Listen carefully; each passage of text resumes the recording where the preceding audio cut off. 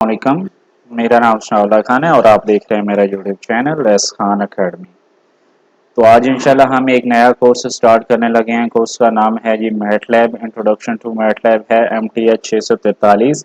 ये virtual university of Pakistan का course है। पहले तो ये फोर्थ सेमेस्टर में था, अब I think so first semester में है या थर्ड सेमेस्टर में है। ठीक है, तो इसको स्टार्ट करने से पहले मैं आपसे ये बात कहूँगा कि जब ये कोर्स स्टार्ट हो जाए तो इसकी प्रैक्टिस लाजमी कीजिएगा, क्योंकि ये एक ऐसा कोर्स है जो आपको 4 CGPA दे सकता है अगर आप इसकी प्रैक्टिस करेंगे तो।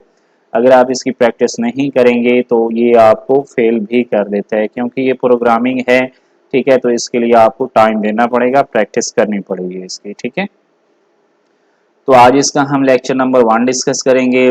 लेक्चर नंबर 1 में सबसे पहले तो ये है कि मैटलैब है क्या। मैटलैब एक प्रोग्रामिंग है। ठीक है, MATLAB is a programming and numeric computing platform used by engineers and scientist. किसके लिए? To analyse data, develop algorithms and create models. ठीक है, तो मैटलैब जब हम स्टार्ट करते हैं, जब ओपन करते हैं, इसके डाउनलोड कैसे करते हैं, इसको हम इंस्टॉल कैसे करते हैं, ये मैं इसका लिंक जो है वो आपको ऊपर आई बटन में दे दूंगा। ठीक है, जब हम इसको ओपन करते हैं तो ये इस तरह का आता है। ठीक है, इस टाइप का, जैसे कि यहाँ पे आप देख रहे हैं। यहाँ पे अब हमारे पास एक कमांड विंडो है जिसमें आप वर्क करते हैं। एक हमारे पास होती है वर्क स्पेस, जहाँ पे जो भी वेरिएबल हम डिक्लेयर करते हैं या जो भी वेरिएबल हम यूज करते हैं वो यहाँ पे लिखा जाता है। ठीक है, तीसरा हमारे पास होता है जी कमांड हिस्ट्री। कमांड हिस्ट्री में क्या होता है कि जो भी हम मैटलैब में वर्क करते हैं वो सारे का सारा इसमें स्टोर होता जाता है। इधर हमारे पास होता है करंट फोल्डर, यानी कि जो भी आप मैटलैब में वर्क कर रहे हैं तो आप जब सेव करते हैं तो यहाँ पे उसका फोल्डर बन जाते हैं, यहाँ से आप डायरेक्ट भी उसको ओपन कर सकते हैं।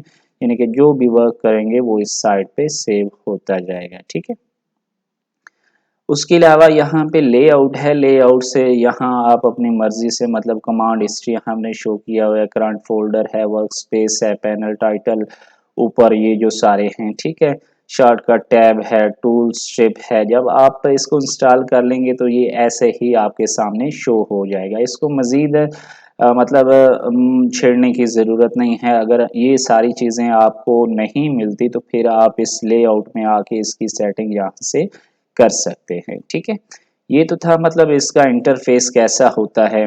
उसके बाद हम देखते हैं इसके लेक्चर में क्या है।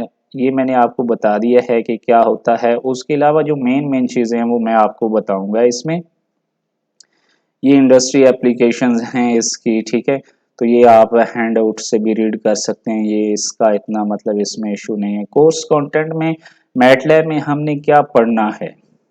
हमने पढ़ना है वेरिएबल्स क्या होते हैं, डाटा टाइप्स कौन सी होती है, script file, conditional statement, loops क्या होते हैं, लूप के बारे में हम पढ़ेंगे, नेस्टेड लूप क्या होता है, अरेज क्या होते हैं। ठीक है, फंक्शंस क्या होते हैं, हम प्लॉट कैसे कर सकते हैं, मतलब ग्राफ कैसे बना सकते हैं, use of MATLAB to solve mathematical problem हम देखेंगे कि कैसे हम इसको सॉल्व कर सकते हैं मैथमेटिकल प्रॉब्लम्स को मैटलैब के अंदर। ठीक है, उसके बाद यहाँ पे डेस्कटॉप है जी मैटलैब का।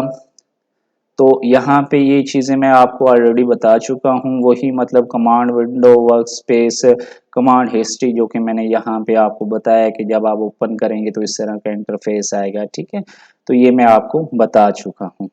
नेक्स्ट अगर हम देखें तो ये वही चीज़ जो मैंने अभी आपको बताई है, वही मतलब उन्होंने हैंड आउट के अंदर दिया है कि ये सारी चीज़ें वही हैं। लेआउट ओपन करेंगे तो ये चीज़ ओपन हो जाएगी आपके पास। ठीक है, उसके आगे अगर हम चलें इसमें तो हमारे पास है जी एम फाइल। अब एम फाइल क्या होती है, अब इसमें वर्क कैसे करते हैं। ये मैटलैब है एम फाइल। एम फाइल क्या होती है कि यहाँ आप न्यूज़ स्क्रिप्ट में जाएं तो ये एक नई आपके पास यहाँ पे विंडो ओपन हो जाती है जिसको एडिटर भी कहते हैं। जब आप फर्स्ट टाइम इसको ओपन करेंगे तो ये कुछ इस तरह से ओपन होगी। इस तरह से, मतलब इसमें फिक्स नहीं होगी। तो आपने इसको फिक्स कैसे करना है, आपने यहाँ पे आपको बटन नजर आ रहा होगा, ये क्वेश्चन मार्क के साथ ये बटन है, इसको जब प्रेस करेंगे तो यहाँ पे है डॉक एडिटर, डॉक एडिटर पे क्लिक करेंगे तो यहाँ पे साथ में फिक्स हो गई, इसको कहते हैं एम फाइल।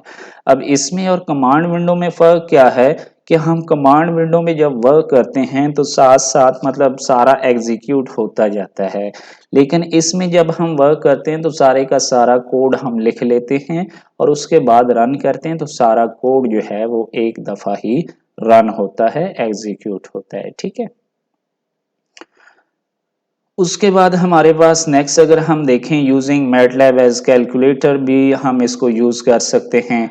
अब इसमें कुछ साइंस हैं, ये मतलब साइंस ये आगे हाँ ये ऑपरेटर्स हैं, उसका पर्पस क्या है, प्लस जो है मतलब किसी चीज को ऐड करना है तो हम ये ऑपरेटर यूज करते हैं, माइनस के लिए ये, मल्टीप्लिकेशन के लिए स्टेरिक, अगर हमने अरे मल्टीप्लाई करनी हो तो फिर डॉट स्टेरिक हम यूज करते हैं, अगर हमने किसी चीज की पावर लेनी है तो फिर ये कैप ऑपरेटर जो है हम यूज करते हैं, अगर हमने अरे एक्सपोनेंशियल कर मतलब अरे को अरे से या उसकी पावर लेनी हो किसी अरे की तो फिर हम क्या करते हैं डॉट कैप लिखते हैं। उसके बाद लेफ्ट डिवीजन के लिए हम ये यूज करते हैं, राइट डिवीजन के लिए हम ये यूज करते हैं, और उसके बाद अरे लेफ्ट डिवीजन के लिए ये यूज करते हैं। ठीक है, इसके आगे जाएं तो सिमिलरली अरे राइट डिवीजन के लिए ये ऑपरेटर, इसको हम ये हमारे पास कॉलन, ठीक है, कॉलम्स है, और जनरेट्स रेगुलरली स्पेसेस, मतलब स्पेस के लिए हम ये यूज कर सकते हैं, या स्पेस वैसे भी जो एडिटर है उसमें हम दे सकते हैं। पैरेंथेसिस यूज होती हैं मतलब फंक्शंस के लिए, फंक्शंस को इनक्लोज करना हो तो उसके लिए हम ये यूज कर सकते हैं। उसके बाद ब्रैकेट्स जो हैं इनक्लोजेस अरे एलिमेंट, मतलब अगर हम मैट्रिक्स की बात कर रहे हैं, मैट्रिसेस की बात कर रहे हैं तो ये हम यूज करते हैं। कॉमा है, comma separates statement and element in a row, यानी कि कॉमा जब हम लगाते हैं तो वो स्टेटमेंट को दूसरे स्टेटमेंट से अलग कर देता है। ठीक है, सेमी कॉलन है, separates column columns and suppresses display, यानी कि अगर हम ये लगा देते हैं तो उसका मतलब होता है कि ये इसका कॉलम जो है ये खत्म हो चुका है। उसके बाद परसेंटेज का साइन है, design comments and specific formatting, मतलब इसको डिजाइन जो हमने कमेंट लिखना हो, जो हम एग्जीक्यूट ना करना चाहते हो तो हम उसके पहले अगर हम ये लगा देंगे परसेंटेज का साइन तो वो एग्जीक्यूट लाइन नहीं होगी। जैसे कि हमने सी प्लस इसमें पढ़ा था, CS201 में पढ़ा था, मतलब डबल डैश हम लगाते थे, स्लैश लगाते थे तो एग्जीक्यूट नहीं होता था। तो इसमें हमने क्या यूज करना है, हमने परसेंटेज का साइन यूज करना है। ठीक है, अब यहाँ पे ये इक्वल का साइन है तो इक्वल का साइन असाइनमेंट ऑपरेटर है, मतलब किसी चीज को इक्वल करने के लिए।